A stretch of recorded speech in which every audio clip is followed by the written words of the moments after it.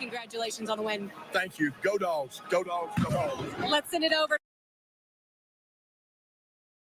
When you play really well and you still get embarrassed, we were able to get their attention, and I thought they woke up and played really hard today. Congratulations on the win. Thank you. Go Dogs. Thank you. Go Dogs. Thank you. Go Dogs.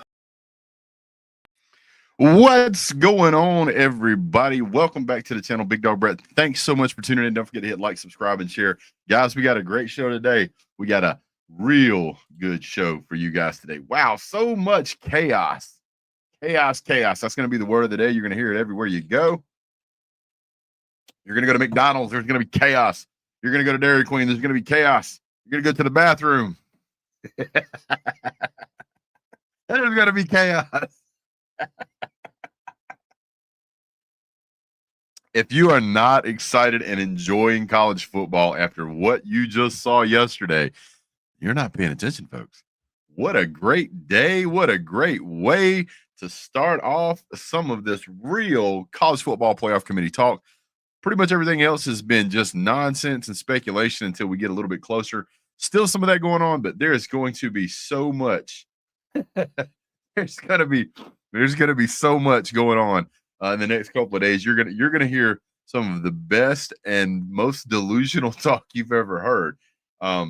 Yes, you are correct, Keith. Quick shout out to the chat. Cliff Millwood, welcome back. Texas Rocks, go Dogs, sir. Thank you for being here. 225 girl. Also, this guy right here, BDB Sports in the House, welcome here. Oh, yeah, Jay Shipes, I saw you in here a while ago. Ram Dog, Keith Carr, Uga, Chris M., and a few others. Thank you guys so much for tuning in. Wow, what a great day of college football yesterday. Yesterday was a long day for me. First and foremost, got to tell you guys I'm super proud of my son and his football team. They went to the Super Bowl yesterday. We were on the field in the stands at 8 o'clock, and it was cold, y'all. It was cold.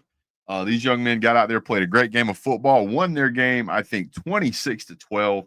Hats off to the Dragons for a absolutely incredible season. Lost one game. The one game they lost was the team they played in the Super Bowl, and they absolutely beat the pants off of those guys. So they beat every team they played. Congratulations to my son. So proud of you, son. Great job. Couldn't be happier for you. All right.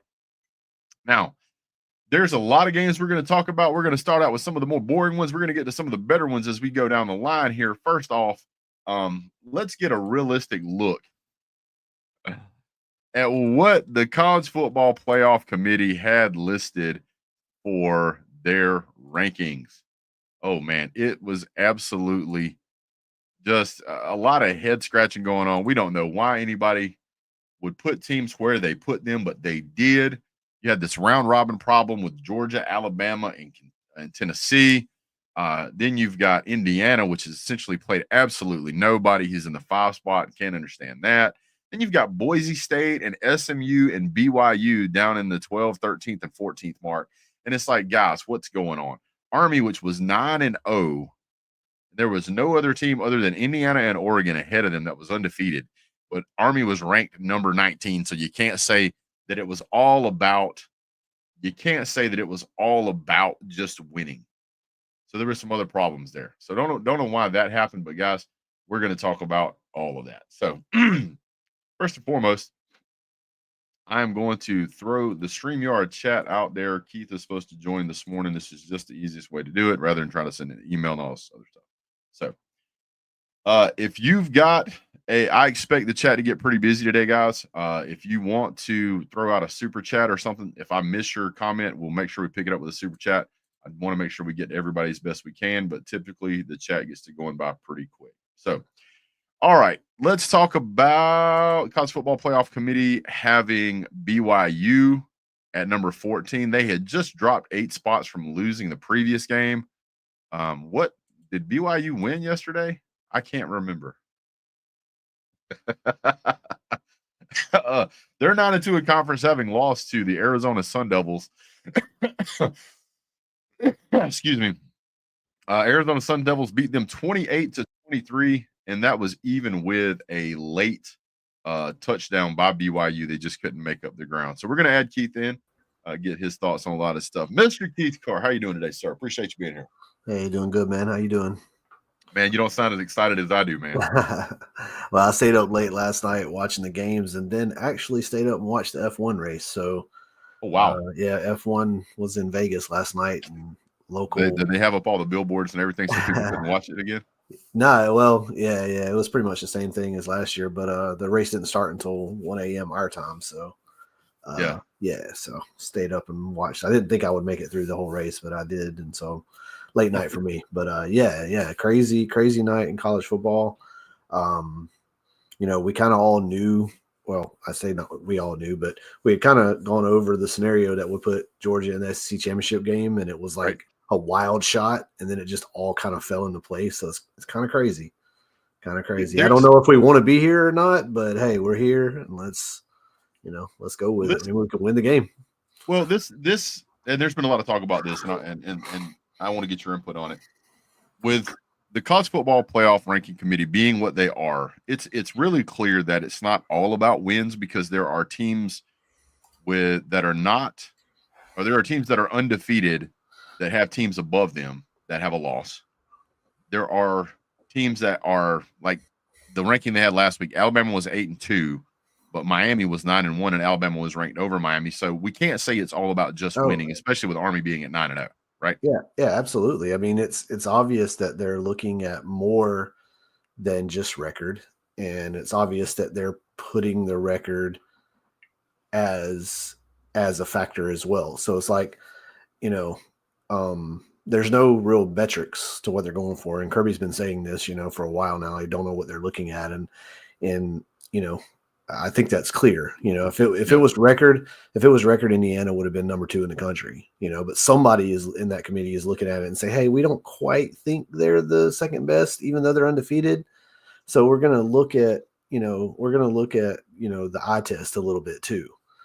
Now, I'm going to ask you a crazy question. Definitively speaking, why is there so much of a disparity between Indiana at 10-0 and Army at 9-0, and there being a 14 or 13 spot gap between those two? Because I don't think either one of those teams realistically deserve to be in the college football playoff committee. But if you're going to hold Army out, shouldn't you kind of hold Indiana out as well? Yeah, I mean, I think I think Indiana's obviously benefiting from being in the Big Ten. That's benefiting them greatly. I mean, what would you say their greatest win is? A terrible Michigan, a terrible Wisconsin, or a terrible Nebraska? I'm just curious. Are you talking about Indiana? Yeah. Well, if we look at Indiana, what they 5 of their 8 conference games that they will have played this year will be against the bottom 5 of the Big Ten with a combined record of 9-32. Yeah. So I mean, and then the only team that they've played with a winning record was Ohio State, who boat raced them. And and the reality is that just about any college football fan outside of an Indiana fan knew that this was what was going to happen. And I think the college football playoff committee knew it was going to happen too. That's why they didn't have them at 2. So I think, the question is does Indiana fall all the way out of contention to be in the college football playoff? And I think that answer would have been yes, had we not had the chaos that we had last night that knocked Alabama out.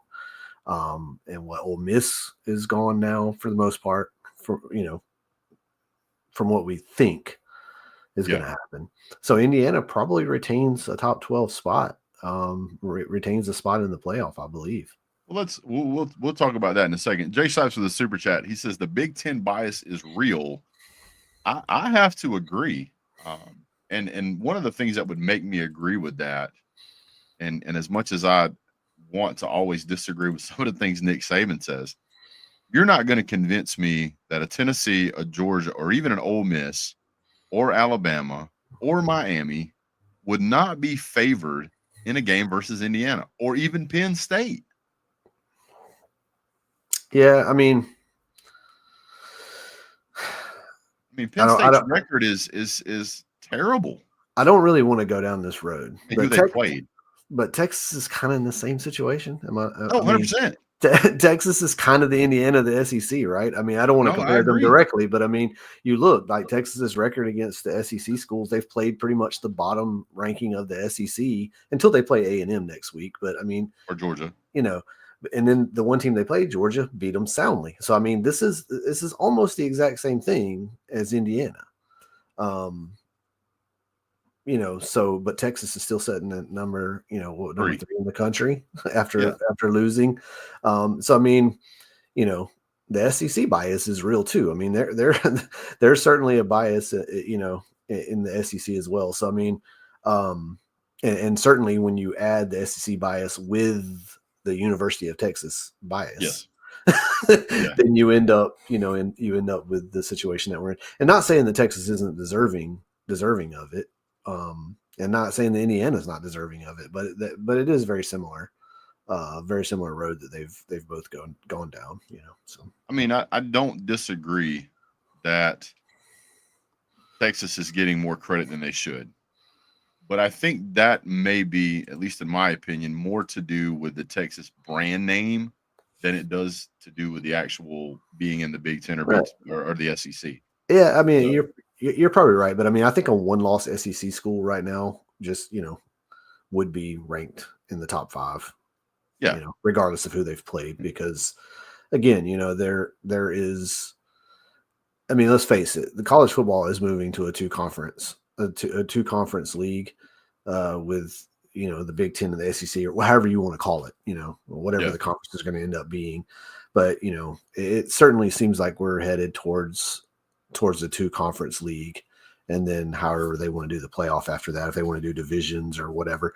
But it's going to end up in. I certainly believe it's going to end up in an AFC, NFC divisions mirroring the NFL. That's where I see college football going. Now, whether the NCAA takes it that way, or if the Big Ten and SEC just kind of opt out of it and do their own thing, I mean, I don't know, but I think that's where we're headed for sure. Let's talk about, since we're talking about overranked teams, and I know this is going to take some people off, and we're calling everybody to the carpet. It ain't just Texas, it ain't just Penn State. Let's talk about Miami. What has Miami done to deserve to be ranked number 8? Yeah, I get they have a 9-1 record. So does Notre Dame as of before yesterday. But who has Miami played? Nobody. Yeah, I mean, I think the parity in college football with the transfer portal, with NIL, I think is getting to a point where you can almost say that about anybody. And I mean, certainly you probably can't say that about Georgia, but Georgia had a historically difficult schedule. I mean, not only did we play, some of the top teams in the country out of the SEC, I mean, we also played Clemson. We played, 3 of them on the road. And then we went, until we played Tennessee last week, we went 37 days without a home game. Yeah. So, I mean, who was in charge of making the schedule? That makes no sense to me. You talk about putting somebody behind the 8 ball. Like, I think Greg McGarity did that. Yeah. I mean, it's just whoever made that schedule should be fired. I mean, I don't know. I mean, it's ridiculous. You got a team that's vying for a national championship. And I know these schedules are kind of made ahead of time to some degree. And I know when Texas and Oklahoma came into the league, I think every current SEC team had to schedule a game with one of them. Yeah. But to schedule, Alabama, Ole Miss, and Texas all on the road, and then have a situation where we go over a month without playing a home game, all in the same schedule, it's ridiculous. And so, there are certainly years where Georgia, gets you can say, who have they played? I mean, that's kind of what screwed us last year, right? I mean, we lost. If we had this schedule last year and ran the table and then lost to Alabama by 3 points, I think we'd have been in the playoff. But last year, to be fair, we played 20 ranked Kentucky, we played 12 ranked Missouri, we played 9 ranked Ole Miss, and 18 ranked Tennessee at Tennessee, and we still got hosed. But we were supposed to play Oklahoma last year too. Yeah. I think that was the year that they got that all got pulled off of our schedule. But I mean, the parity is spreading out college football to the point where you can almost look at I mean, there's only about 3 or 4 teams that you can look in the top 12 and say, yeah, those guys played a tough schedule, and they're still at the top. Are still in the ranking. I mean, you can look at a lot of them, and so at one point I don't want to penalize somebody for saying who have they beat, but at the same time, like when you're a team where your conference, because you got to play your conference schedule, right? Right. But when you end up where you're 5 of the 8 teams that you've played are the bottom 5 of your conference with the record that they've had, I mean, it really hurts Indiana. But I mean, all you can play is what's on your schedule. And they only have 1 loss, and so I think they're going to benefit from the chaos that happened last night. So, for sure. Now, looking at let me do this here real quick. And for those of you that are not Georgia fans, 100%, I get it. But this is the SEC standings as of right now. Texas number 1, Georgia number 2, Tennessee number 3, Texas A&M number 4, South Carolina number 5, and then Alabama, LSU, and Missouri. So Georgia has played Clemson, which they're doing pretty well in their conference. Granted, Kentucky's at the bottom of our list. Alabama's mid. Auburn's close to the bottom. Mississippi State's at the very bottom. Texas is at the top. Florida is in the middle. Ole Miss is currently in the middle. Tennessee's right at the top. So Georgia has played all the way across the spectrum, bottom, middle, and top. And Georgia's turned out pretty well across that. Nobody else has played a schedule like that all season. And just one of the things that I look at is whenever I see a team like Boise State that's played 0, and I mean they have 0 ranked wins at home or on the road. They've only played 1 ranked team. That was Oregon, and they lost. To me, if you look at the teams that lost yesterday, there's a lot of teams that shouldn't even be ranked, right? I think Indiana should not, and when I say ranked, I mean not in the top 12. Indiana shouldn't be up there. They should be out. Alabama, after that absolutely embarrassing loss, and don't worry, we're going to talk about that. They should be out. Boise State should be out. BYU should be out. Texas A&M should be out. Thank God Colorado lost. I'm so sick of hearing about that. Don't even get me started. But there is somebody I want to talk about as kind of this weird dark horse around the corner, kind of might sneak in as a 3-loss team, because they're looking like a real football team right now, and that's South Carolina. Keep in mind, South Carolina was within 2 points of beating Alabama. They did beat Missouri, which was ranked at the time. Now they got to play Clemson. Clemson's a ranked team as well, and they just beat Texas A&M a couple of 3 or 4 weeks ago. Now they do have 3 losses. I get that, but they're currently sitting in 5th place. If Texas A&M loses, or excuse me, if Texas A&M beats Texas, then this could get really weird, because if South Carolina beats them, it's just an overall better record than Texas, because of just they've lost some ranked games, but they've won some ranked games as well. So I don't know. Thoughts on that? Yeah, I mean, I think certainly South Carolina is in a position where they could beat Clemson and make it interesting. I think the real interesting thing is actually if Texas. I think what would help them out the most is if Texas actually ends up beating A&M, giving A&M a 3rd loss. Because I think if A&M beats Texas with 2 losses, I think they still stay in there. Right. But then you benefit. You're going to have a Texas team. I mean, this is we'll probably talk about this in a minute, but let's say A&M does beat Texas, because right now Georgia gets the winner of the Texas A&M game, right? Yep. So if A&M were to beat Texas, and Texas sitting there with 2 losses, Texas is absolutely going to benefit from not playing in that game, from not having to play in that game, So we really need, I think we really need a statement from the College Football Playoff Committee of how they're going to handle teams that lose their conference championship game. Because, as a fan of Georgia football last night, I kind of wish we didn't go to this game. I mean, we were in the playoff. Like, we're in the playoff with as long as we beat Georgia Tech next week, we were in the playoff, and we're going to be able to sit home, rest our guys, watch the SEC championship game. Yeah, we didn't have a chance to be an SEC champion. Yeah, we didn't have a chance of getting a first round bye and a potential home game. But Georgia is still in a position, even if we didn't go to that game, in a very good position of hosting a first round playoff game. Correct. And now, if we lose that game, what is going to happen?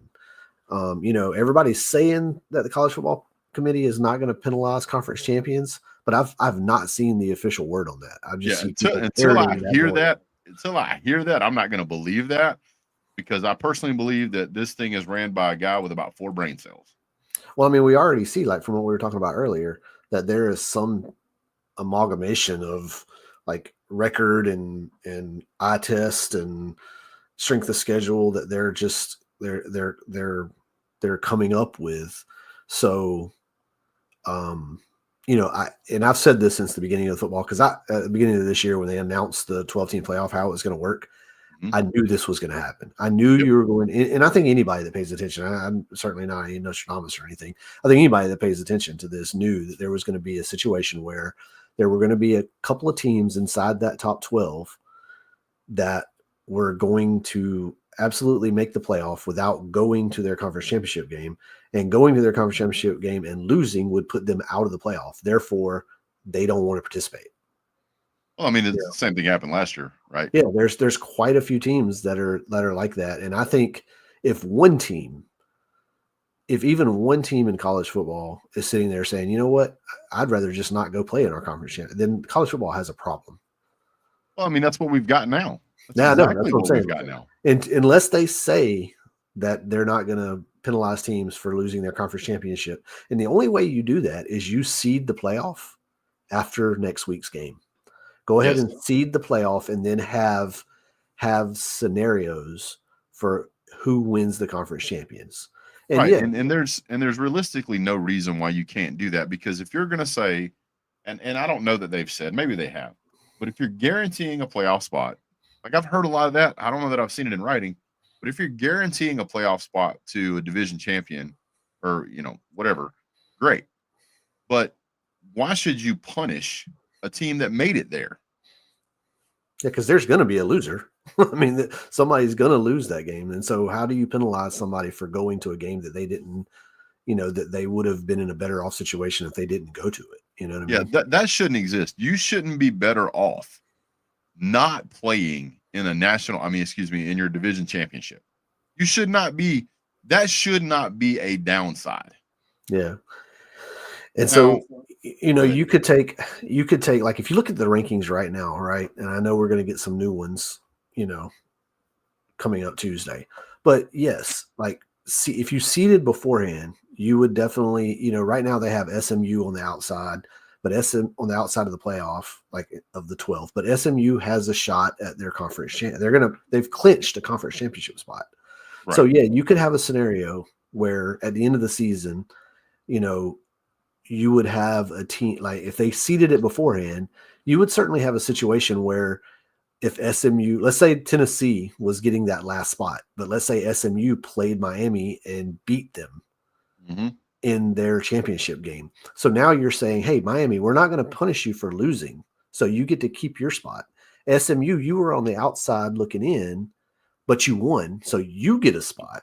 Right. And now Tennessee, sorry, buds, but you guys get you don't make it to the game. You don't get but the benefit. Exactly. You didn't make it to your conference championship game.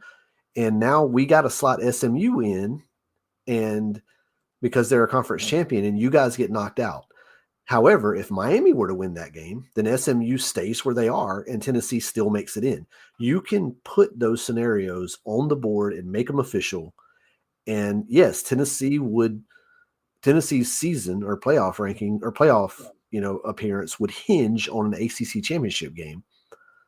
But Tennessee didn't make it to the SEC championship game. So, I mean, that's the trade-off, right? I mean, if you're sitting on the bubble of the 12, then yes, there might be a scenario where some team outside of that plays in their conference championship game and wins it and pushes you out because you can't punish the other team for losing. I agree. The downside of this. But if you're on the bubble, that's what you risk, I think. I think that's the way you got to do it. You got to seed before the conference champion. And I think that the way it should work is just like what you're talking about. Is just because you made the game is a qualifier above somebody sitting in third place. If you're sitting in third place in your conference, you should not be able to leapfrog somebody who loses the division championship. You just shouldn't be able to. Certainly, and that's what I'm saying. That, the weird scenario that could come from that is, like I said, SMU right now is on the outside looking in, and if they go to their conference, they are going to the conference championship, likely against Miami, and Miami is ranked 8th right now, ahead of Tennessee, and so if Miami were to lose that game, and SMU gets that automatic bid, and you don't punish Miami, so they stay where they are too, then now you've added a team to the 12. So the team that was already sitting at 12 gets knocked down a spot, and that looks to be like it would be Tennessee in the current rankings. Now, what comes out Tuesday is going to change all of that because there's going to be a lot of people moving around, but the scenario remains the same. You could have a conference champion that is outside of the current top 12 that wins their conference championship game against their conference opponent that's already in the top 12 who can't be punished for making it to that game. Therefore, a team that was right on the bubble that didn't participate in their championship game gets pushed out. Correct. And I think you need to create those scenarios before the games are played so that you have some type of transparency. And if they don't do that, then because imagine what happens right now, right? If Georgia goes to this SEC championship game, loses, and then the college playoff committee punishes kicks Georgia out of the top 12, then the SEC is going to riot. Like Sankey is going to riot, bro. And he should. And he should. And he should. 100% he should. I mean, when you're talking about a Georgia team, and granted, Georgia has lost a couple of games. Almost everybody in the country has lost at least 2 games at this point. I mean, there is literally 2 teams that have not there's 2 teams that at this point in stage haven't lost 2 games. Ohio State, Texas, Notre Dame, Penn State, and then the rest is what I would consider garbage teams. And you still got another game to go. And if this week has taught us anything, it is that you cannot just walk into a football game and expect to win it. I'm talking to you, Ole Miss. I'm talking to you, Alabama. You cannot just walk into a game and it's a given. Now, the game I want to talk about right now, and we'll talk about the other ones here. We'll talk about the barn burner at A&M and Auburn. Yeah, this game went to overtime. I didn't get to see the end of this game. I watched some of the highlights, and it's wow, dude. This was a hell of a game.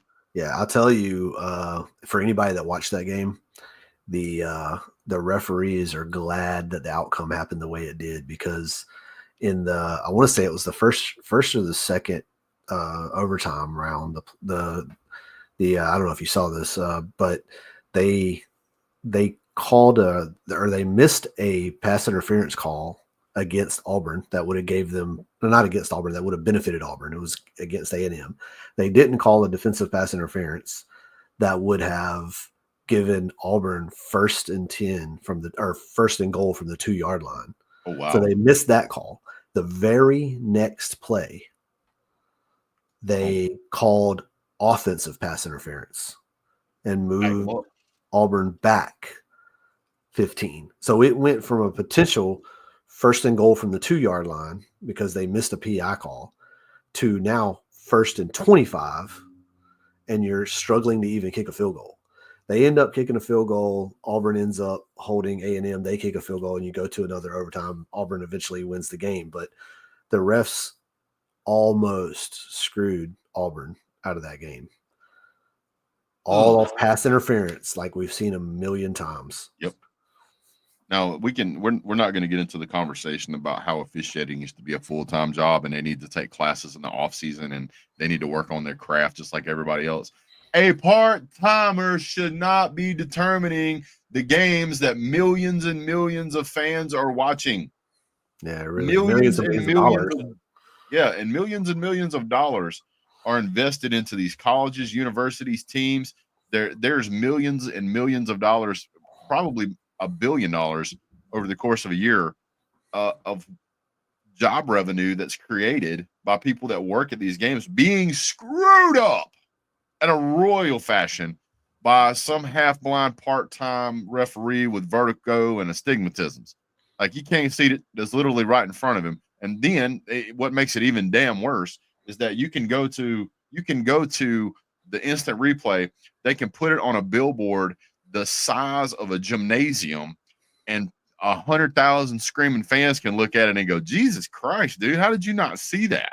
And then they watch the replay and then they still don't call it right. It's like, what is going on? I was gonna say, we've had a couple of times this season where the refs got to watch the replay on the big screen and change their call. Yeah, it's happened a couple of times, and they don't. So, I mean, I don't understand. I maybe need somebody smarter than me to explain this to me, but I just don't understand why we can't go to a situation where all pass interference calls are reviewed. It's such a huge penalty. They review targeting, right? And I get it. That's a call that could potentially injure somebody and it get somebody ejected. So you review them all. But why can't it's not a subjective thing on pass interference? It's usually pretty obvious. Yeah. Why can't we not? And it decides games too much. Because you look at a defender, right? Let's say this team is going for the win and you're beat, because that's what happened last night in the Auburn game. Auburn's receiver beat the A&M defender, and out of desperation, he committed defensive pass interference to prevent a touchdown. Yeah. And committed to the penalty to prevent the touchdown, and it didn't get called. And it didn't get called. And so when you have a situation like that where you have defenders that are obviously committing fouls to try to stop a score from happening because they'd rather have the penalty than the score. They're taught that. They're taught to do that. Exactly. And so when you miss that call, the refs, those calls are obvious. And so I just don't understand why you can't review pass interference. It changes games so much because teams do it to stop from getting beat. Yeah. And I mean, on top of that, I think that referees should have to take training in the offseason. They should have to go through walkthroughs. They should have to go through scenarios. They should have to spend a 40-hour work week in the offseason looking at plays, looking at players, looking at play calls, looking at rules, understanding how shit happens, rather than showing up 3 months out of the year, working a couple of hours every off and on Saturday and be like, yay. And let's be honest, this would also help the referees, because if they had better game, if they called the games better, they would not only get a better result in the end. That's what us college football fans want. They would likely get a lot less death threats, because I'm sure that there's referees out there getting death threats over this stuff. Well, check this out. Here's something that could help as well. The head ref has to answer to the media at the end of the game. He has to hold a press conference, 100%. Just like the coaches are required to. Yep. The coaches are required to do a press conference. Why not make the white hat do the same thing? At the end of the game, the white hat has to sit in front of camera for about 5 to 10 minutes and answer questions. Now, on top of that, let's add another thing. Yeah, I get that it's hard. And I know you're going to miss calls. I don't have a problem with them missing pass interference calls. And I don't have a problem with them missing calls here and there. That's going to happen. But calls like PI, that's a 15-yard penalty, and that changes the game, and the foul is committed sometimes on purpose to not lose the game. Yep. That foul needs to be reviewable to help the refs out. Let them catch it or pick the flag up if they called it incorrectly, because it hurts the game when those calls don't get called or they get called incorrectly. It always hurts the game. And how many times have you seen, and this is the part that pisses me off, is that how many times have you watched a game where, and I'm going to do this just to be dramatic, is that you're looking over, the cameraman's looking over here, right? He's looking over here, and he's like, okay, ball snap, ball goes in the air, follows the ball comes down, receiver, defender come in frame. You watch the PI happen, the referee's standing there looking at both of these guys, and then he doesn't damn call it. And it was like, how in the hell did the cameraman manage to follow the ball all the way to the receiver, and then we see the receiver and the defender at the last literal second, and we can see it, and you're watching that game, you're watching the ball from the damn field, and you're looking at the receiver and the defender catch the ball, and you go, what are you doing? Yeah. And then the next, like, I was just like, okay, they're going to let him play. And then the next play, they call a pass interference on something that wasn't as near as egregious as what you just saw. And I don't want to hear about makeup calls. That's bullshit. Call it right the first time, and then you don't have to do the pity-patty bullshit. Yeah. Just get it right, dude. It's not that freaking hard, especially when a bunch of half-drunk blind fans can see it. Come on. Yeah, Anyway. it's pretty wild. And it just seems to this year, it seems to just be getting worse year after year. I think I don't know that. I mean, I think the refs are probably getting a little worse, but I also think we're getting more camera angles, we're getting higher resolution shots, we're getting all kind of some of this stuff can be called. That's what I'm saying. Can be called from the booth now. They're getting extra help and they still screw it up. That's what I'm saying. Now that we have all this extra angles and extra video and all this technology, I don't know why we can't go back and let's have another conversation and determine, is there some more reviewing we can do? And I know we don't want to slow the game down, so let's try to do it. Let's do it in real time. Like, what I'm saying, let's have people reviewing these kind of calls in real time. Hey, listen. You could pay these guys $200,000 a year. Each one of them, you could pay $200,000 a year, and this be their full-time job. And you would have plenty of cameras dedicated to this job. I mean, this is not a problem. That would be one of the lowest paid jobs in all of college football. And you can still get outstanding quality of calls out of this. Matter of fact, hey, if you're a member or somebody that can give me a job doing that, I will travel all over the country for 4 or 5 months a year. I'll be happy to do it. As a matter of fact, I bet you Keith would as well. We both love the game. We both want it to be right. Don't even ever put me on an SEC game. You can put me on any other game. I'll still do it. I don't care, because I'll be dedicated to getting it right. And you know what I'll do? I'll go out and talk to the press afterwards. And they'll be like, why did you call it that way? The reason we called it that way was X, Y, and Z. Oh, and by the way, if we screwed it up, I will say, we screwed that up. We had an opportunity to make the right call there. We made the wrong call. We're human. We did the best we could. We apologize to the fans. We apologize to the players. We apologize to the coaches and the staff. Guys, we made a mistake. We're human. We apologize. We'll work better to endeavor in the future. We're going to have a 40-hour training session on this next week on how to get this call right. Come on. It couldn't get better than that.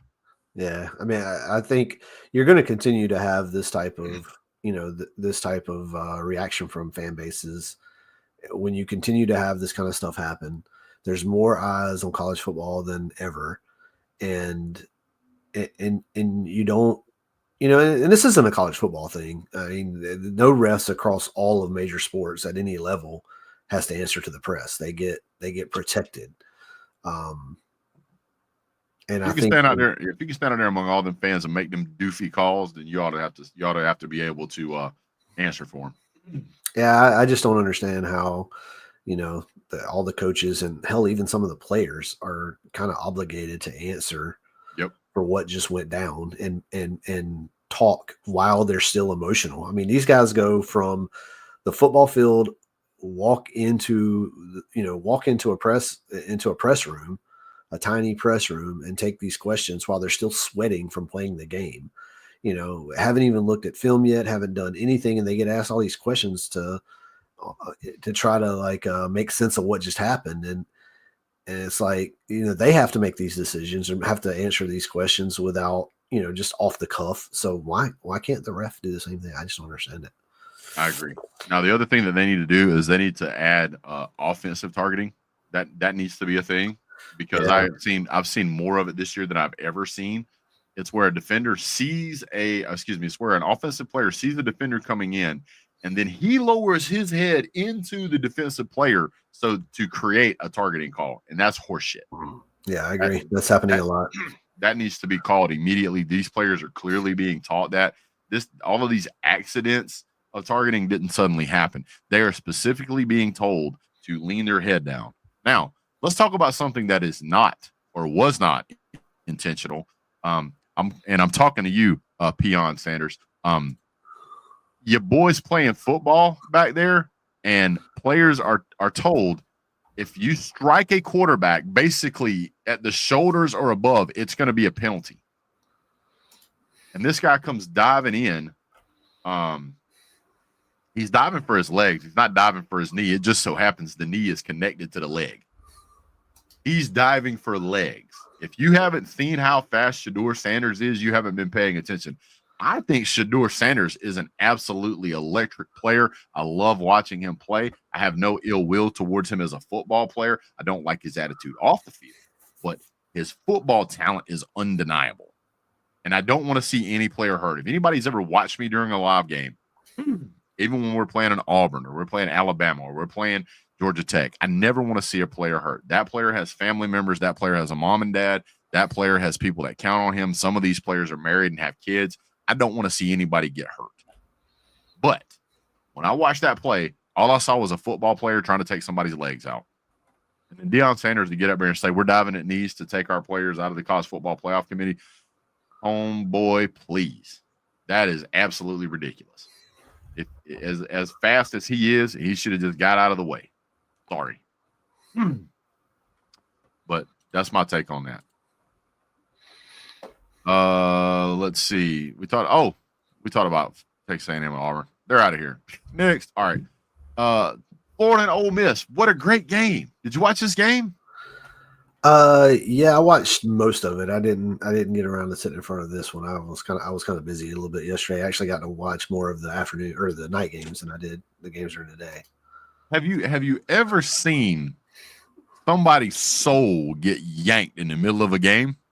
Yeah, because that happened. Yeah, that absolutely happened. They were so excited in the third quarter when they got that field goal and tied it up. Oh, we tied it up. And then Montrell Johnson ran for that the 9-yard touchdown. Man, what a great game. Yeah. I watched that back and forth. And by the way, don't let the score deceive you. If you were watching this game, I never ever thought that Ole Miss was in control of this game. I watched this game and I felt like Ole Miss fell out of the boat without a life jacket and suddenly realized they're 5 miles from shore and they're wearing heavy boots. They were struggling and they were drowning. And then Florida, DJ Lagway, which by the way, DJ Lagway went 10 for 17. Not great, right? 180 yards. Jackson Dart, if I told you these stats, right? DJ Lagway, 10 for 17, 180 yards, right? And then Jackson Dart, 24 for 41 and 323 yards in the air. Which team would you think won that game? Oh, yeah. But then you turn around and you're looking, you're like, what happened? Florida just played just gritty, mean football. Ole Miss didn't know what to do with it. They were on skates the whole game, and Florida finally put them out of their misery in the fourth quarter. And Ole Miss had no answer, none.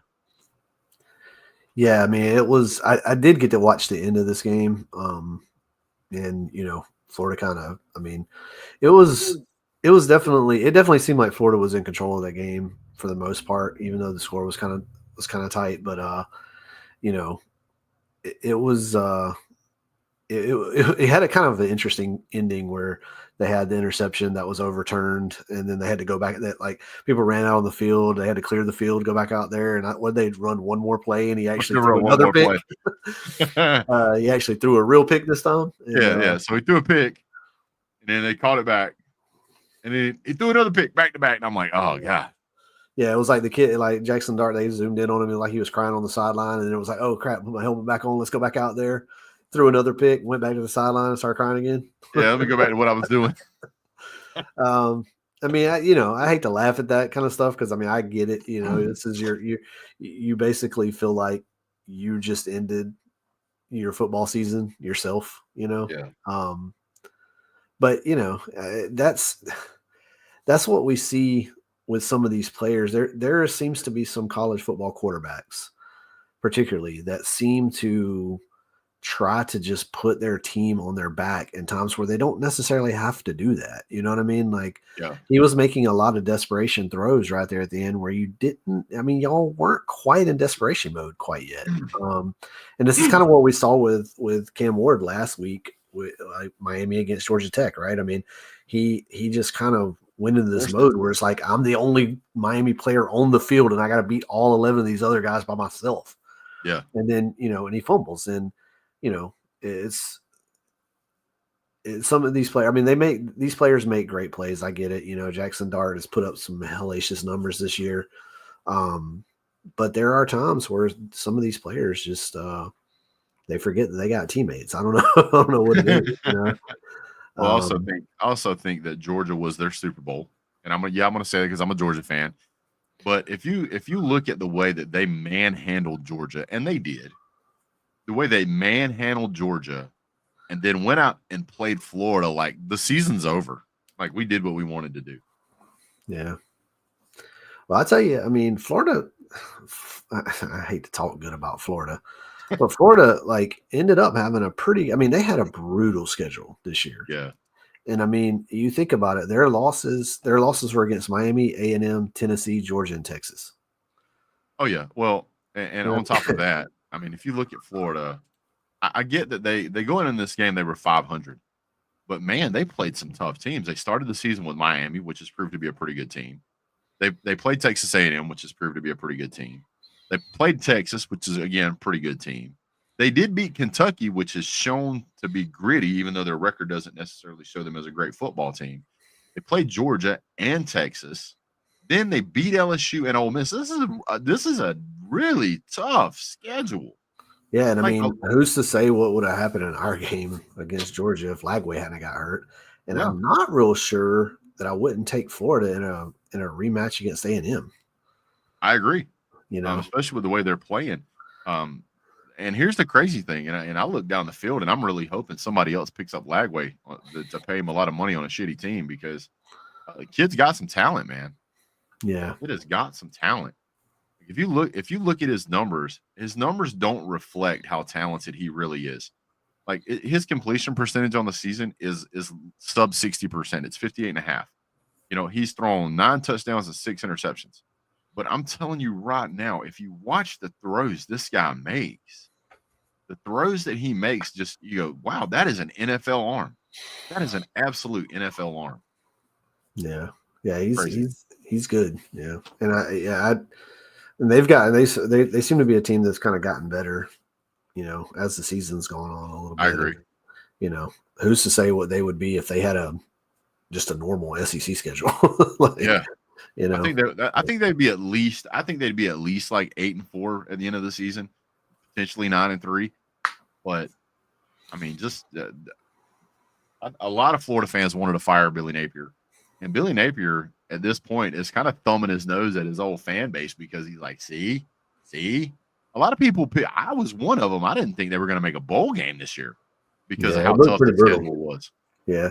If you looked at their schedule, I mean, I think we even may have done that earlier in the year, looked at their schedule and just seen where were they going to get the 6 wins, Yeah.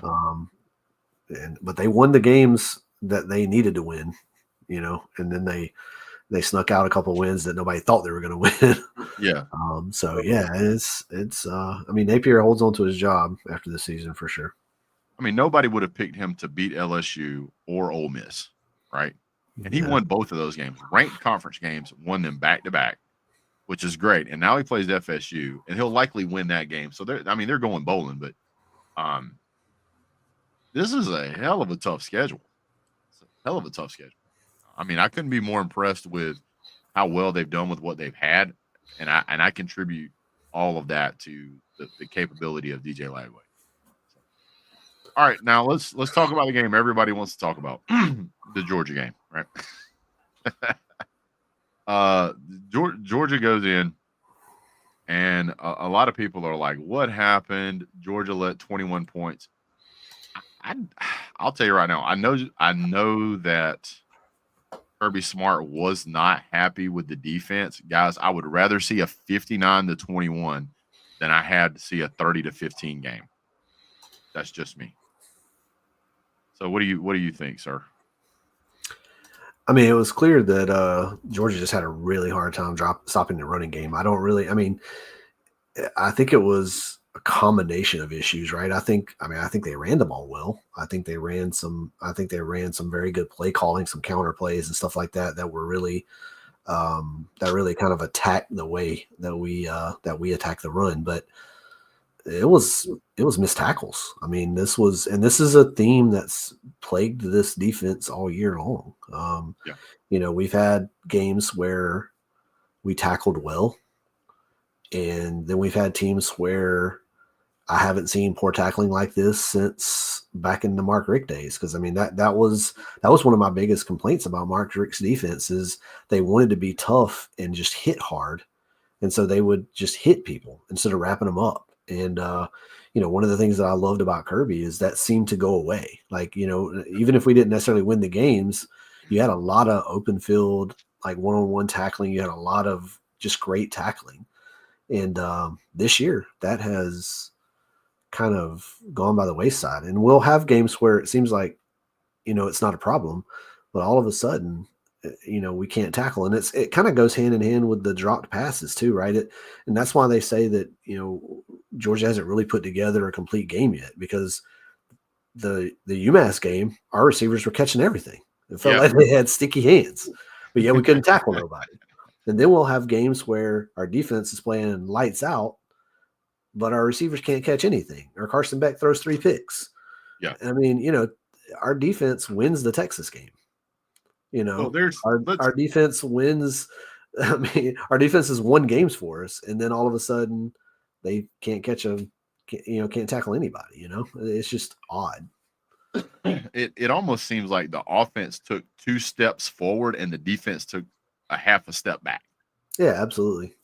And so I gotta say this, I'm okay with the trade at this point because I was so sick and tired of watching drop passes. Now I want to talk about the Georgia offense a little bit. The defense is what the defense is. I mean, I'm okay, and I know this is going to sound crazy, but I am 100% okay with Georgia allowing 21 points a game if we will continue to score 30-plus points every game. Now, there's been only 2 games this season where we didn't score 30-plus points, and that was against Ole Miss, and that was against Kentucky. So I'm okay with 21 if you'll give me 31 every game. But let's talk about what we saw in the Georgia game that was so impressive. Now, I'm gonna let you go first, and then I'm gonna go second. So what impressed you the most about what you saw? I think it was Carson playing his game. He seems to be kind of taking on the mantle of being a little bit more athletic back there, running the ball when he doesn't see somebody down the field. We completed passes. I mean, we completed passes to like 13 different receivers in that game. We getting everybody involved. We've seen over the past 2 weeks a lot of freshmen play. Mm-hmm. I don't know if that kind of correlates with not dropping as many passes or like the team on offense playing a little bit more heart. I don't know if some of these guys are saying, hey, if we don't play, Garby's going to put a freshman in, and I know a lot of the freshmen are playing just because we've got some deficiency somewhere. I mean, right. With ETN out 2 games, I mean, you were definitely going to see somebody have to help out Nate back there, especially with why did my mind just go blank? The guy that got hurt last week, Dylan Bell, or what's his name? Bell. The ETN. No, not ETN. The Dylan Bell. Dylan Bell. Yeah, my mind went completely blank there. Yeah, Dylan Bell getting hurt. So I mean, we definitely had to dig deep in the backfield, and so it wasn't surprising to see some of these freshmen get out there, see Cash Jones get some more playing time. But to see the receivers, we're continuing to run some freshman receivers out there, and they look good. But Carson seems to have a little bit of his accuracy back. Mainly, he's got his moxie back, right? I mean, his confidence. His confidence has been bad. Yeah, that first down run where he ran the other day, it seemed like a switch flipped in Carson Beck. He's like, okay, I can do this. I am who I thought I was. Kind of some self-validation. So I'm gonna go down the list here. First off, Nate Frazier. Oh my God, Nate Frazier in that game against UMass ran for 136 yards. For those of you who don't know how impressive that is, he ran for 25% of his season total yesterday. He ran for 25% of the yards he's had all season in one game. And here we are 10 games in, right? So he absolutely picked up the mantle. He said, Coach, give me the rock. Let me tote the rock. Off and away we go. And not only did he got 21 carries, most of that in the second half, by the way, 136 yards, 6.5 yards a carry, and 3 touchdowns. Georgia flipped the script in the second half. Carson Beck threw for 4 touchdowns in the first half. It was the first time that I think any Georgia quarterback's ever done it. But he was on that list with 2 other quarterbacks, one being Tua. I don't know who the other guy is in the SEC. There's only like 2 other quarterbacks that's ever done that. That was absolutely incredible. No rushing touchdowns in the first half. And then in the second half, only rushing touchdowns in the second half. So when you watch Georgia run that, we had 3 touchdowns in the second half, and all 3 were by Nate Frazier. Chauncey Bowens got to run the ball. Some names I'd never seen on the field. Wade Penn got to run the ball, and Dwight Phillips Jr. got to run the ball. Everybody was averaging 5+ yards a carry. So Georgia was figuring out how to run the ball properly. And we had struggled all season with creating openings with our offensive line. Seems like that got fixed. Then you turn around and you look at Arian Smith. Arian Smith has learned how to catch a football. But the two guys that I love seeing catch the football are Lawson Lucky and Oscar Delp. Those guys have turned a corner, specifically Lawson Lucky and Oscar Delp, as far as Georgia's receiving team, look absolutely incredible. Lawson Lucky, and there was another tight end on there somewhere. I can't remember who it was. I think it was Jaden Riddell. They put him in late in the game, and he looked awesome. So very few drop passes. It looks like we spend time figuring out how to catch the ball, and we didn't spend as much time on tackling as we should. But man, yeah, Georgia got 3 sacks. We had how many tackles for loss do you think we had in that game? Oh, I'm not sure. 4. I think it was 4. So it doesn't seem like the defense was really trying to get after UMass. It was just kind of like they were running the ball, is what it is, and we couldn't get those tackles for losses down. But man, that offense just looked absolutely incredible. Yeah, I think Kirby has figured out something with the O-line. I mean, they seem to have, like, since the Tennessee game, they seem to have figured something else. I don't know if it's if it's what they've done with Monroe Freeling. It seems to coincide with him being put in there. But yeah, I mean, you've had 2 games now where Carson was able to kind of just sit back there and do his thing. And it was most impressive against Tennessee, that their defense was supposed to be, on par with what we saw against Ole Miss, who was just in our backfield more than Carson was, honestly. Yeah. And so he's a freshman. Yeah. And it's definitely, when you have O-line play like that, when you win the trenches like that on one side of the ball, it definitely makes everything easier, but certainly playing quarterback easier. But that being said, I mean, I think we were texting this during the game. It still seems that Carson, as accurate as he is, he still seems to, like, just not lay the ball out there for the receiver to like catch it in the best possible scenario. Yeah. He still throws a little bit on the back hip, or the guys have to slow down and catch the ball. Like the pass to Arian Smith. Arian Smith was wide open. He hit him. Like, he threw it to him, but Arian Smith had to stop and catch it. Yep. And if he lays it out on the hash out there and let Arian run under, that's a touchdown. Yeah. There's been quite a few passes this year where if Carson hits the guy in stride, it's a touchdown, not a 30 or 40-yard gain. Those look beautiful. Those get talked about, and you're never going to hear the commentators hardly say, hey, he could have done that better, because, I mean, you're right. nitpicking. But us as fans, that's what we got to do. And he underthrows quite a bit, where the guys slow up and catch it, but he could have stretched it out for a touchdown. Yeah. And I think that also contributes to some of the plays where we see defenders knock the ball out of our guys' hands. They have to slow down and not have the ball's just not presented in the best scenario. And I know that's nitpicking for a guy that, his claim to fame is his accuracy, but he just, I mean, he's there, but he's not quite all the way there. When you see guys across the country, and I mean, we talked about Jackson Dart earlier. That's something that he does beautifully. He hits his guys in stride, and the deep ball. They when they hit the deep ball, it's generally a score. Yeah, because there's no loss of speed on that receiver. He is, and not only does the moment he catches the ball, he's maintaining speed, he's creating separation because he doesn't have to stop. And there were so many times that we watched Carson Beck in which, let's be honest, as Georgia fans, as college football fans, we want perfection. We strive for perfection. And when you're getting paid a boatload of cash, that's going to increase that pressure to, I need you to be perfect.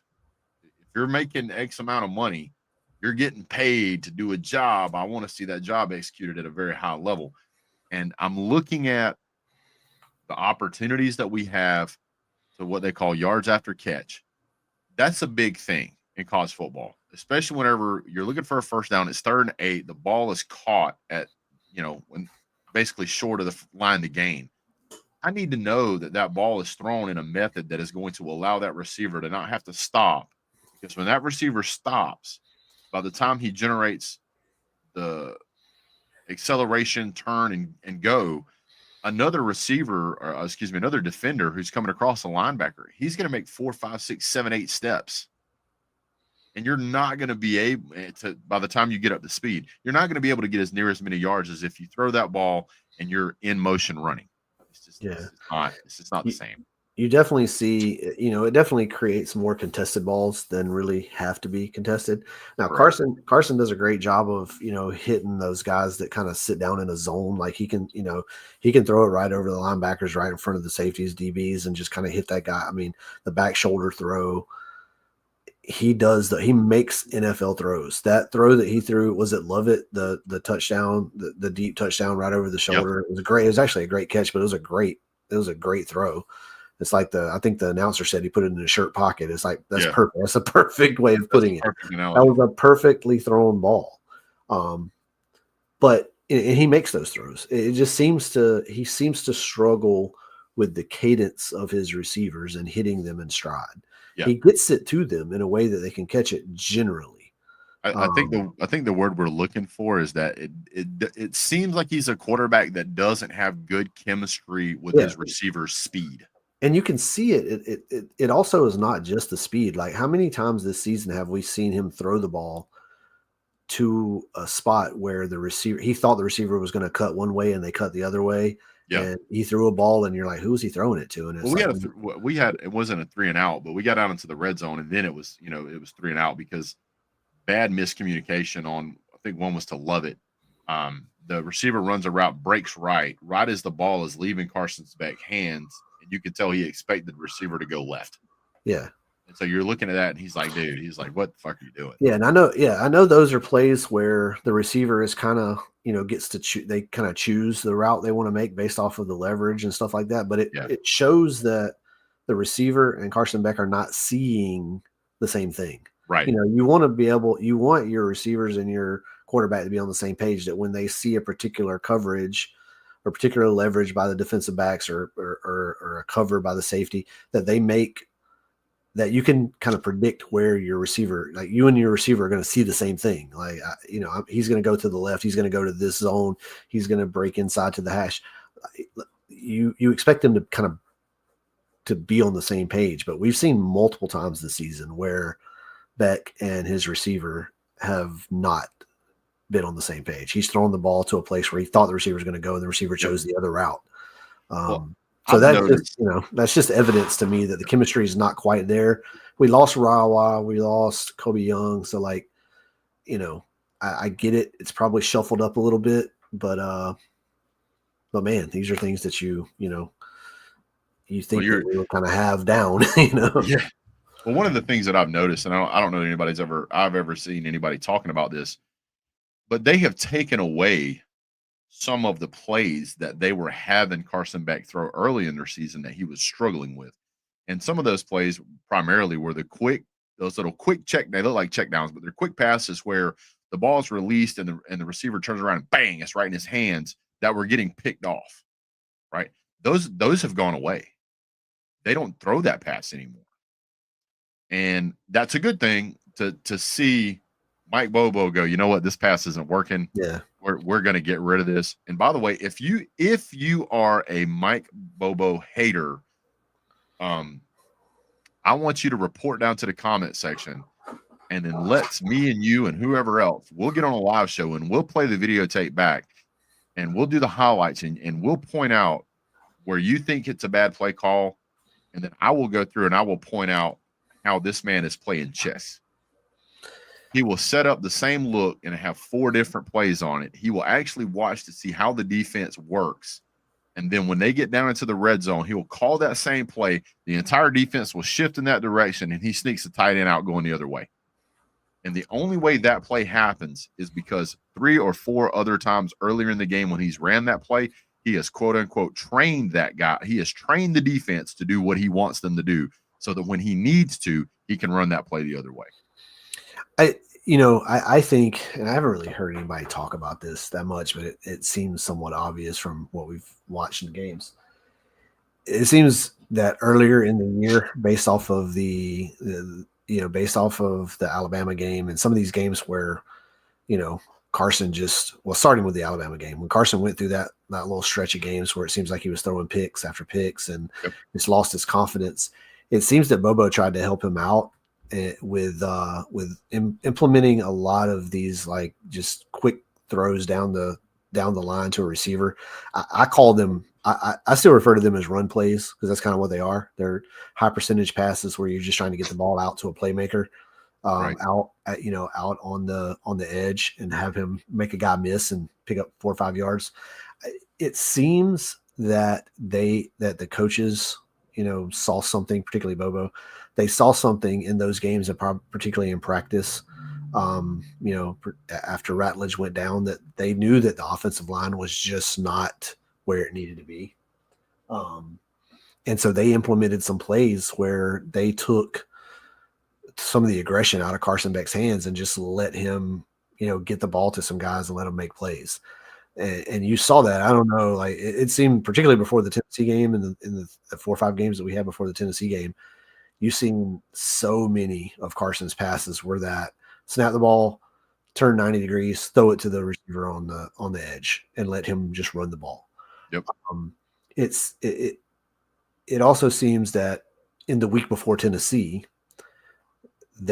Bobo got some confidence that the offensive line could protect Carson. And we've gone back to now throwing the ball down the field. We still are throwing that little, the little screen, the little wide receiver screen. I don't even really want to call it a screen. It's not really a screen. It's more of, it's more of a running play to the receiver.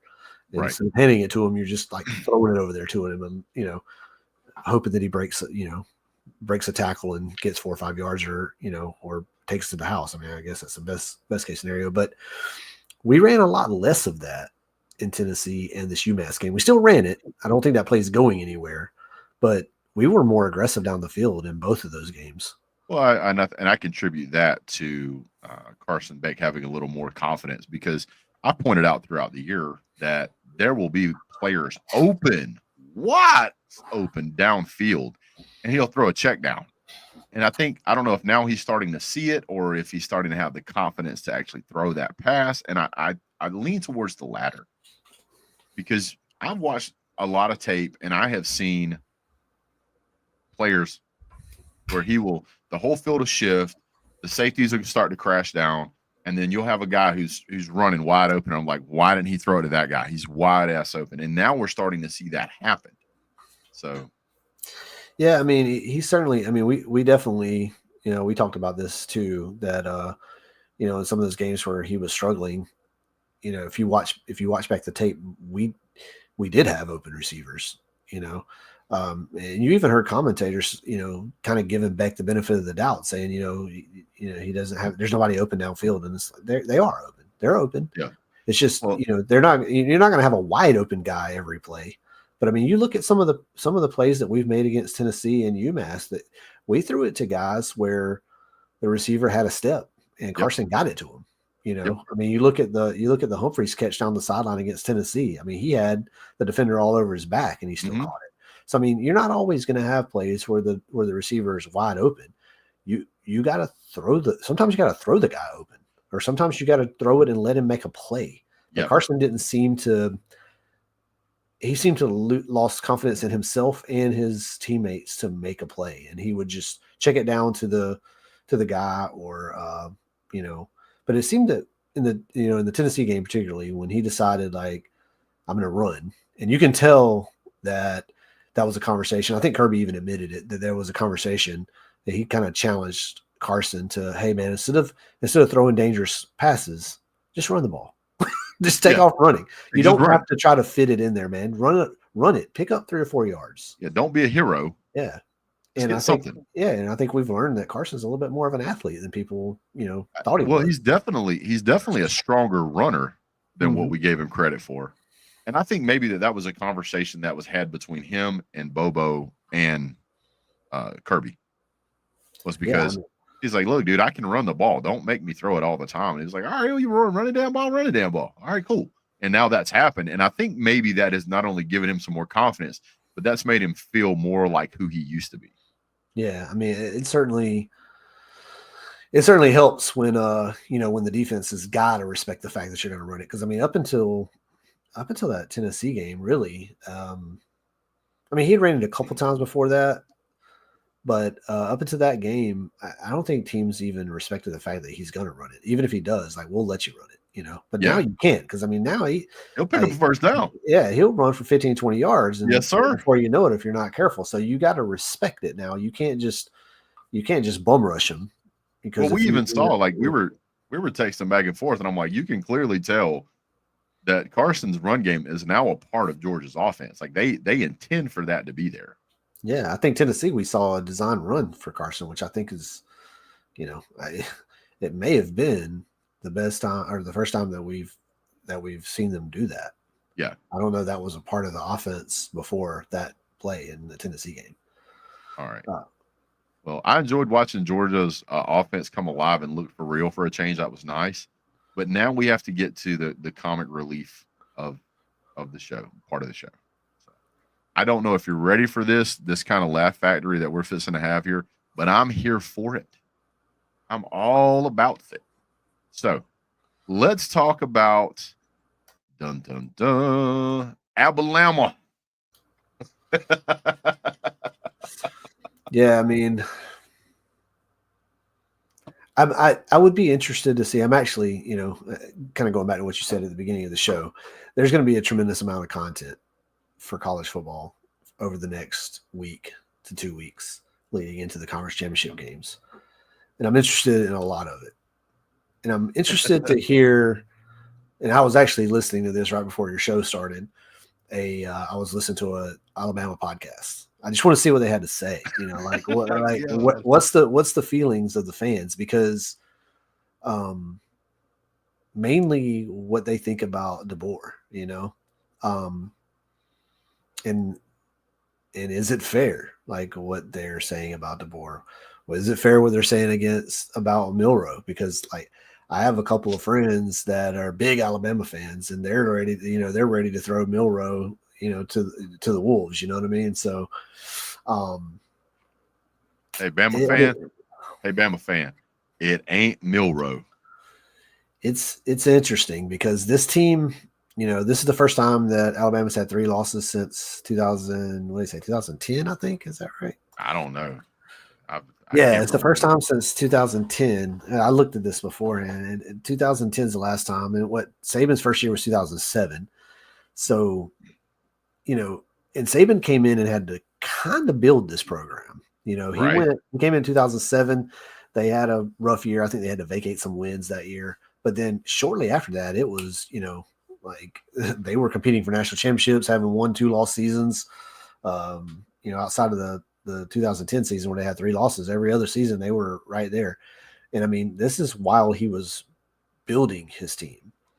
Kalen DeBoer was handed a team with the best talent in the country for the most part. Oh, 100%. And then he got lucky. I say he got lucky. I mean, they recruited him, or Saban recruited him. But Ryan Williams, this kid is unbelievable, and I'm not sure that this isn't. There's some coaching issues, and I think that's the biggest problem, because this Alabama team is something that you could say about Alabama under Saban. They were consistent. They were consistent. Yes. They were consistent. They were going to always be relevant, but they were going to win the games that they were supposed to win for the most part. And this Alabama team is far from that. They have lost games that they should have won. They've won games that they might particularly should have lost. Or, I mean, you look at the Georgia game. I mean, they let us back in that game. They stepped on the throat in the beginning, and then we took the lead in the last half of that game. Yeah. It's just strange. And then, some of the penalties, some of the uncharacteristic mistakes that they've made. I know it's first year. You got to get things right. I'm interested to see Alabama's response and talk to fans about where they feel about Kalen DeBoer. Well, I'm gonna do this. Okay. So I have been super critical of Kalen DeBoer. I thought it was a trash hire. I still think it's a trash hire. I don't feel like I was wrong in anything that I have said about him.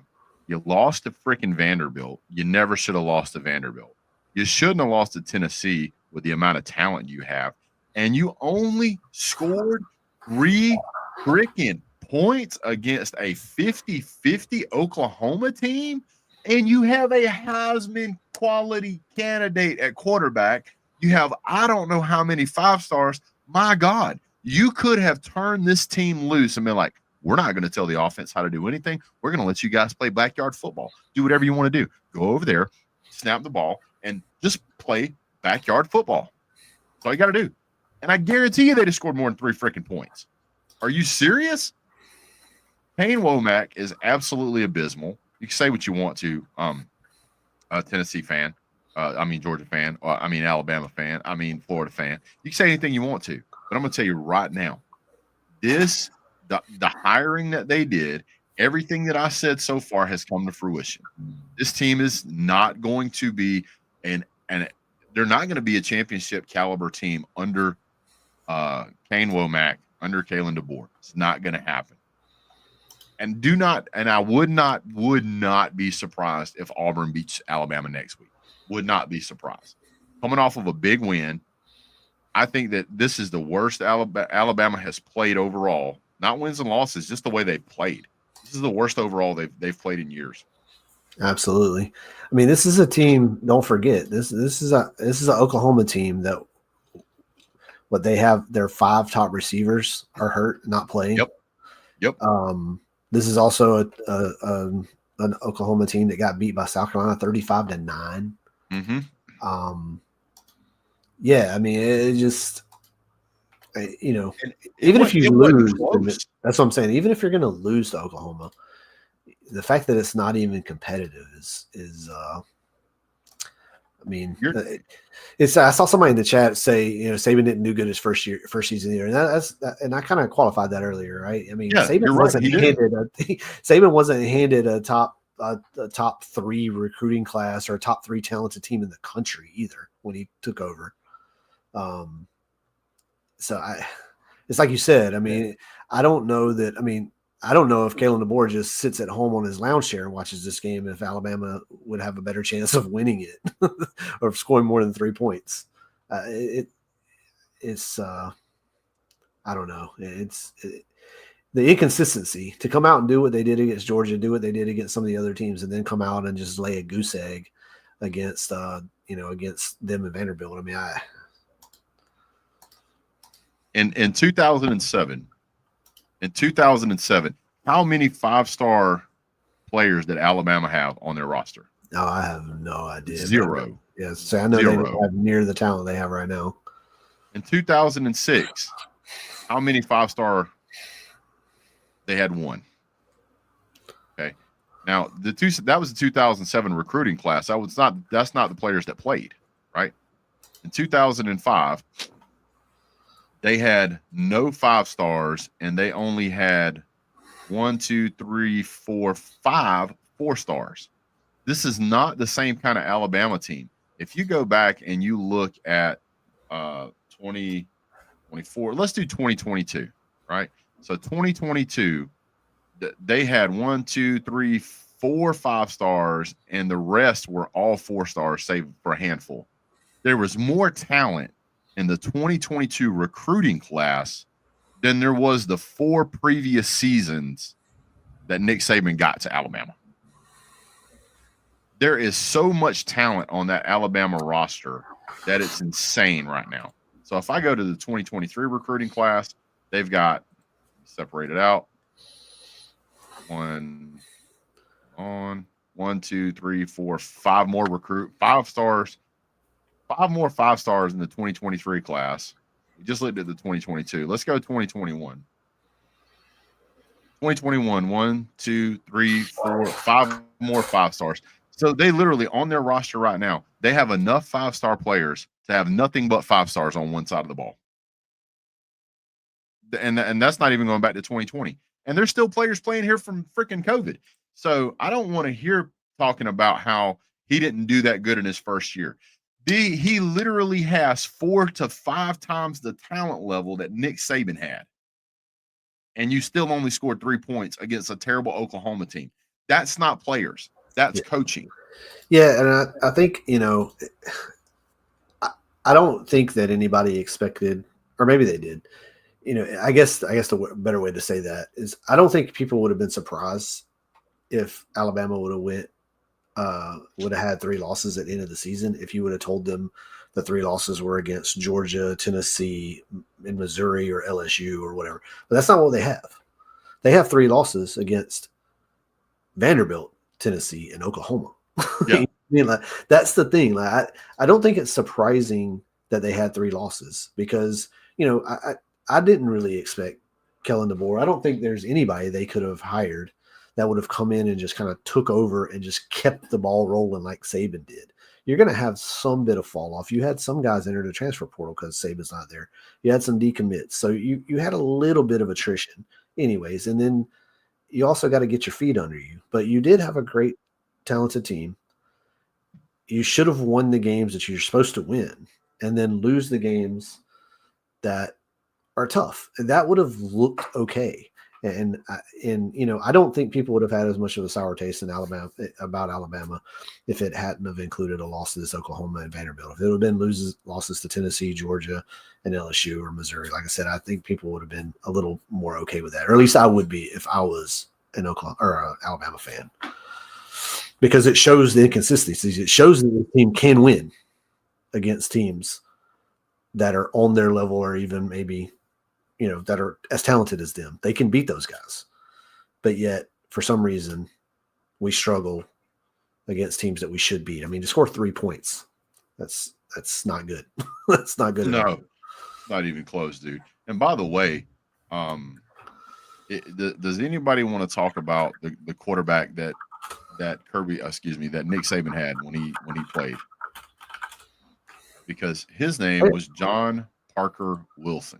Oh yeah, Saban won with game manager style quarterbacks, and Saban changed with the times though. When offenses started to take over with the read option and stuff, he went and got him some of those guys. He went and got Jalen Hurts and Tua and all these guys. I mean, Saban, for everything you say about Saban, he changed with the times and he was right on it. Like he read it. Yeah.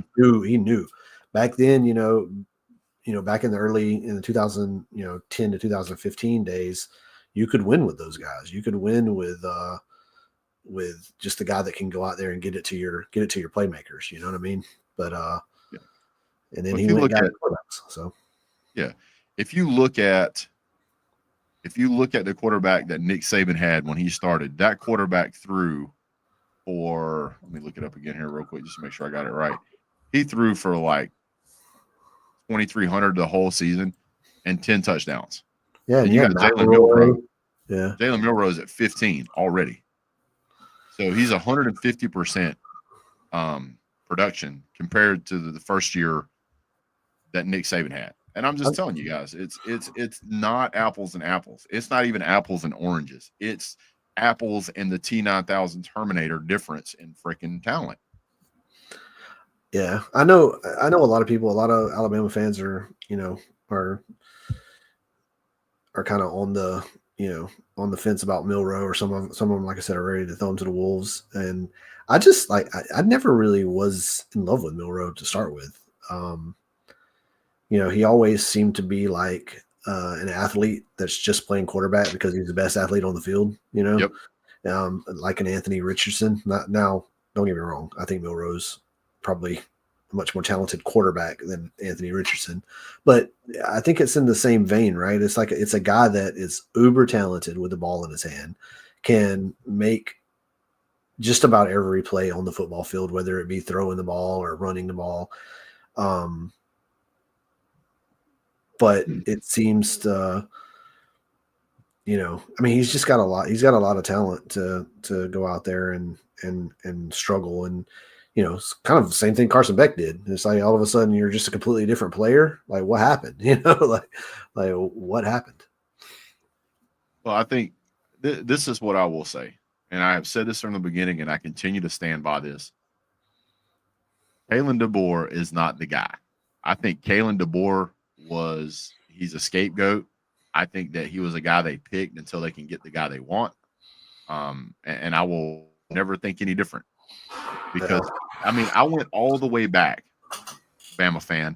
I went all the way back to 2004, which is as far back as ESPN will let me go. And I cannot find a single season in the past 20 years where Alabama only scored 3 points. Yeah. Now, there was one game with LSU, I think it was 2011, where they lost. It was 9-6. But that's twice as many as 3. You mean to tell me that against a 50% team, against a team like Oklahoma that was 5-5, you couldn't even get close enough to kick a damn field goal? For the rest of the whole game, you couldn't get close enough to kick a damn field goal. You did it in the first quarter, but then you couldn't do it the rest of the game. That is about as embarrassing as it gets, especially when the game before you just scored 52 points or whatever it was. Yeah. And not only was your offense non-existent, your defense allowed I won't say terrible, but I'll say a questionable Oklahoma Sooner team to come out there and hang 24 on you. The same Oklahoma Sooner team that lost the week prior to Missouri by only scoring 23. They only scored 14 against Ole Miss. They only scored 9 against South Carolina. They only scored 3 against Texas. They only scored 15 against Tennessee. They only scored 16 against Houston. And you let them score 24? Oh my, the apple has fallen quite far from the tree. Yeah, I think when they hired DeBoer, obviously he had a really high winning percentage. Coming from Washington, national championship. I don't know what kind of coach would want to step into Saban's shoes at Alabama. I give him a lot of respect for wanting to take that job, because I'm not real sure that there's any up from where they were. Like if you're an Alabama coach coming in, like the only thing that you can possibly do is just keep it going. Like you can't overachieve from where the prior coach was, right? So if you don't at least maintain, then they're going to see you as a failure right off the rip, right? And so certainly it's much easier to be the coach that takes DeBoer's place than being DeBoer taking Saban's place, right? So I don't know that it is Kalen DeBoer. I don't know if it would have been anybody in the country that could have stepped into that role and just made everybody happy in the first year. You know what I mean? Like, Yeah, and you have the first year be this no divisions in the SEC thing, 12-team conference playoff. I mean, a 12-team college football playoff. It's like all this, the landscape's changing, and you bring in a new coach, and it's like, I don't know that DeBoer would have done better than he's done record-wise. I just think it's who you've lost to that starts to question the consistency and whether or not the team. It's obviously not the same type of team that it was when Saban walked away. So, but hey man, Brett, I gotta run. The wife is summoning me to go to the grocery store. I appreciate it. It's fun to get back and do a live show. We haven't done one all year, so it's a great time to do one. A lot of craziness going on. Yeah, buddy. Yeah, I do got to run, man. So, oh no, I appreciate you coming on, man. It's great chopping it up. I got some more to talk about. So, I'll let you go ahead and go. Thank you for joining the show, everybody. Appreciate you guys down in the chat. It's been cheering him on. So, for sure. Yes, sir. Yeah, I look forward to doing another one, maybe at the end of the year or before the SC championship game, because like I said, I think there's going to be some crazy stuff to talk about. Oh yeah, for sure. End of this week. Yeah, for sure. Yeah, for sure. All right. Well, yeah. Everybody have a good Thanksgiving, man. We'll talk to y'all later. Appreciate it. Thanks again. Go Dogs. Go Dogs. All right, guys. So I'm going to jump in here and I'm going to talk about some other stuff here. So go check out if you get a chance. If you're not here, but they still shouldn't have hired him. Bad hire.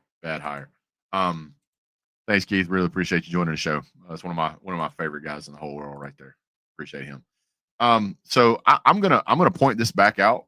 You guys go over and let Kangaroo Black know that let him know that Big Dog Brett was right about Kalen DeBoer. He doesn't seem to believe me. Tell him he needs to send me another apology. He needs to make a short video just saying I apologize to Big Dog Brett for being completely wrong about how terrible and awful Kalen DeBoer is. And that's all the video needs to be. It doesn't even need much of excuses. It just needs to be that. So go over there to his site, let him know. So he'll get that taken care of. We appreciate that. I'm going to point out some things about Kalen DeBoer that if you didn't see the video I made earlier in the season, I'm going to go ahead and talk about it now. Kalen DeBoer was hired as a head football coach in Fresno State in 2020. Coached at Washington in 22. And in 23, he did a bang up job at Washington. And then the powers that be decided, let's hire that guy. Let's hire that guy to be a head coach at Alabama. Yeah. Oh yeah, you beat Georgia. Good for you. You still suck. Who's going to the SEC championship game? Not Alabama. Listen, I don't want to hear any Alabama fan try to defend this, because if you try to defend this, I'm going to say 3 points. You scored 3 points against a terrible Oklahoma, and you lost to Vanderbilt in the same season. My God. There is nobody on this planet that would ever think for 1 second that Nick Saban would allow that to happen, because that's really what it was allowed to happen. If you play like this against Auburn, they'll hang 50 on you. Auburn is leaps, bounds, and miles better than Oklahoma. Now you can say, "Oh, their score, their record." Yeah. Why? Look at what they just did to Texas A&M last night.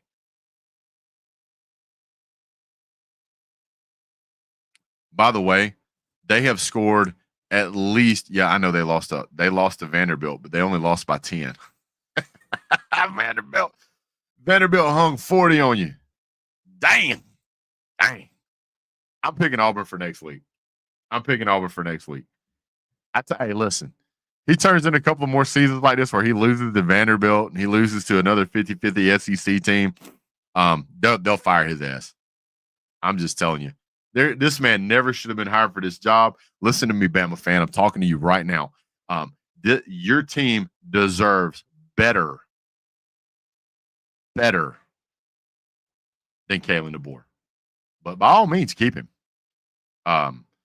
Georgia gave y'all that game with those interceptions. If we played again tomorrow, do not tell me, Bama fan, that you think for 1 second that you could whip the Dogs. Yeah, you beat us. I'm not going to take that away from you. You beat us. But I guarantee you, if you want to say you want to play tomorrow, I guarantee you don't want that game. If somehow y'all snuck in the SEC championship, or excuse me, you snuck into the playoffs, Georgia would beat the brakes off y'all. Yeah, you already beat us. Got it. We talking about the future.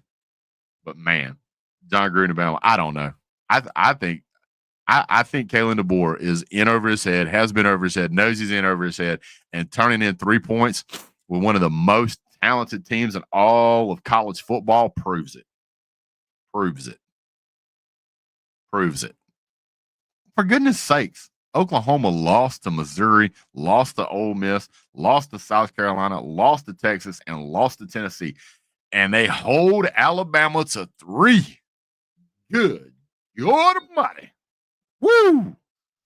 It's a great day of college football. That's what it is.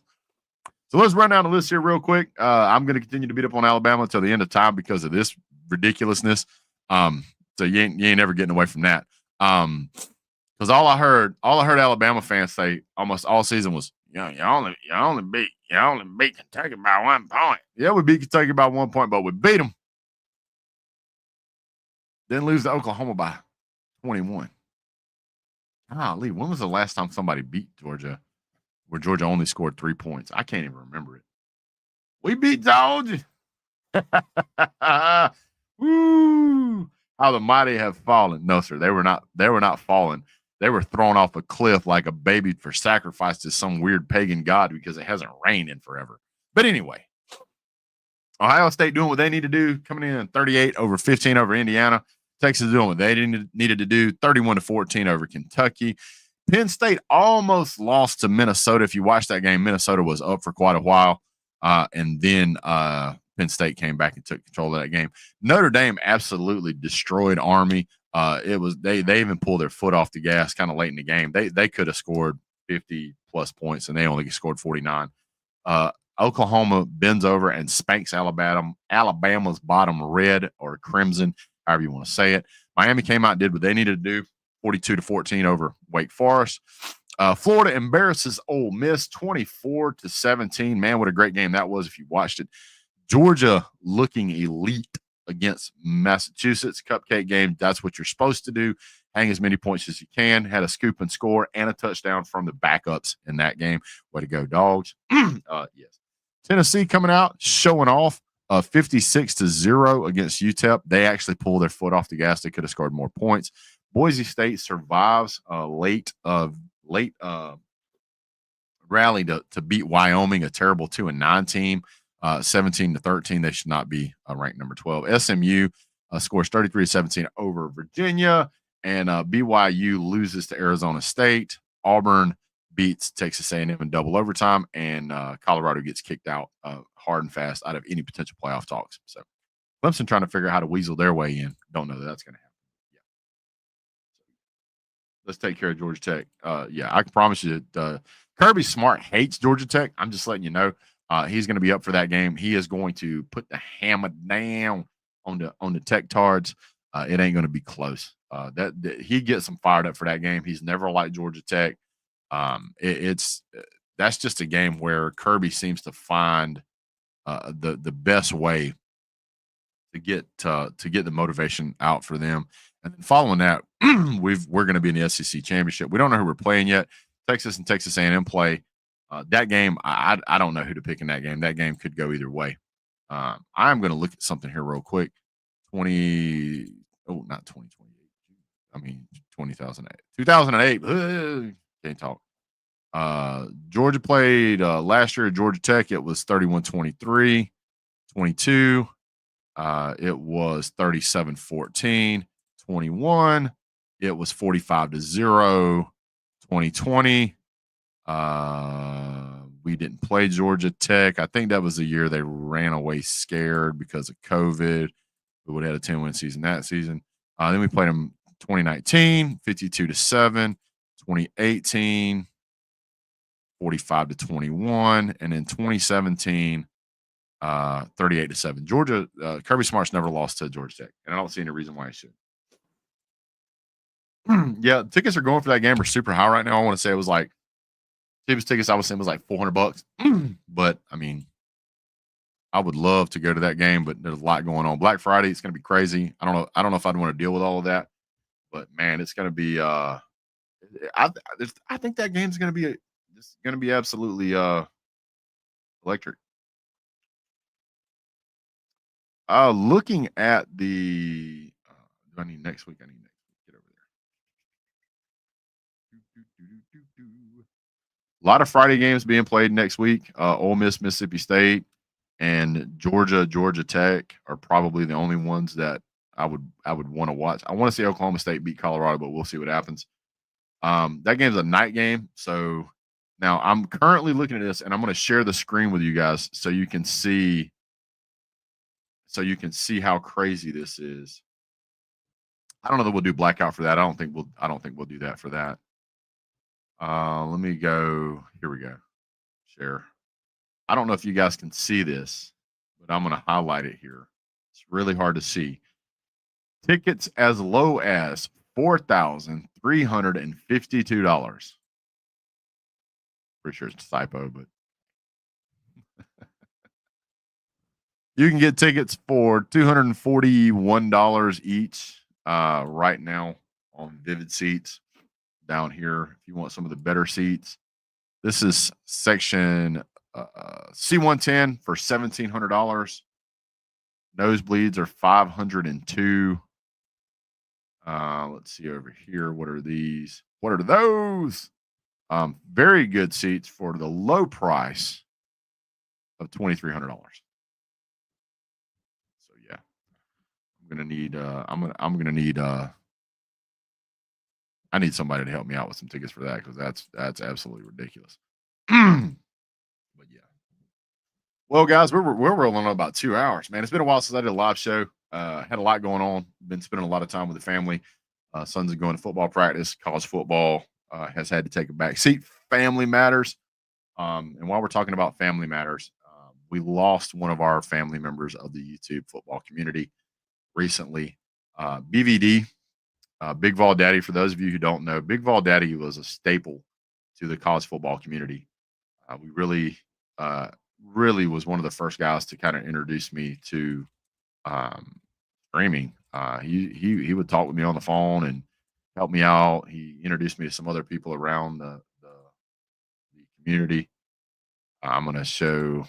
Let me share my screen here. Share. This is BVD, Big Vol Daddy. He was a big Greenville Devils fan and a huge Tennessee fan.